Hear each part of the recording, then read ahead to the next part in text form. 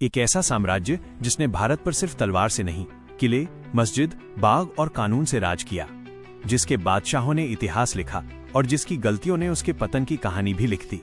1526 से लेकर 1857 तक 300 साल से ज्यादा समय तक भारत की सत्ता पर रहा एक नाम मुगल सल्तनत। आज की ये कहानी सिर्फ राजाओं की नहीं, ये कहानी है सत्ता, सोच, निर्माण और अंत में टूटते हुए एक महान साम्राज्य की।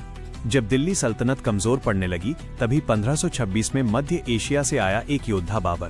पहले पानीपत के युद्ध में उसने इब्राहिम लोदी को हराया और भारत में मुगल शासन की नींव रखी। बाबर ने 1526 से 1530 तक शासन किया। उसने भारत की जमीन पसंद आई और उसने यहाँ बागों की परंपरा शुरू की, जैसे आराम बाग।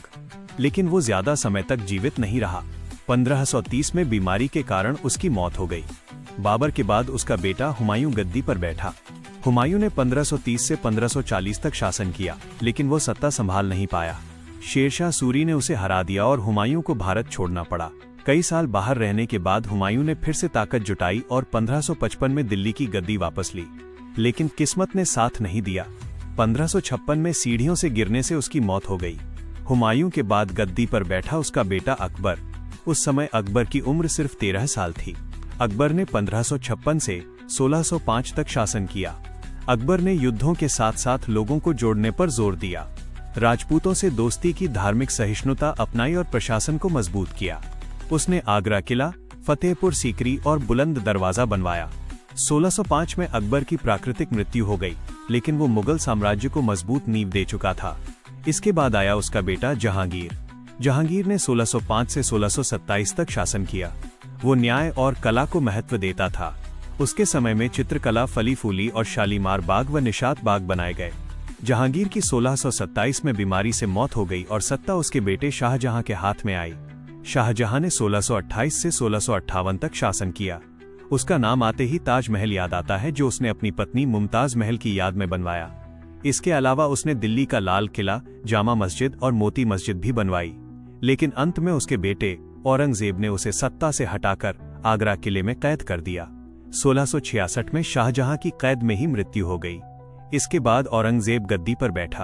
औरंगजेब ने 1658 से 1707 तक शासन किया। उसने साम्राज्य को सबसे ज्यादा फैलाया, लेकिन लगातार युद्धों से मुगल खजाना कमजोर हो गया। उसने औरंगाबाद में बीबी का मकबरा बनवाया। 1707 में औरंगजेब की बीमारी से मौत हुई और यहीं से मुगल साम्राज्य का पतन शुरू हो गया। इसके बाद आने वाले शासक सिर्फ नाम के बादशाह थे। असल ताकत नवाबों, मराठों और फिर अंग्रेजों के हाथ में चली गई। मुगल वंश का आखिरी शासक था बहादुर शाह जफर। उसने 1837 से 1857 तक शासन किया। 1857 की क्रांति में उसे प्रतीक के रूप में आगे रखा गया, लेकिन अंग्रेजों ने विद्रोह दबा दिया। जफर को रंगून भेज दिया गया, जहां 1862 में उसकी मौत हो गई। यहीं पर मुगल सल्तनत की कहानी खत्म होती है। एक ऐसा साम्राज्य जिसने भारत को ताजमहल, लाल किला, जामा मस्जिद और एक अमर सांस्कृतिक विरासत दी।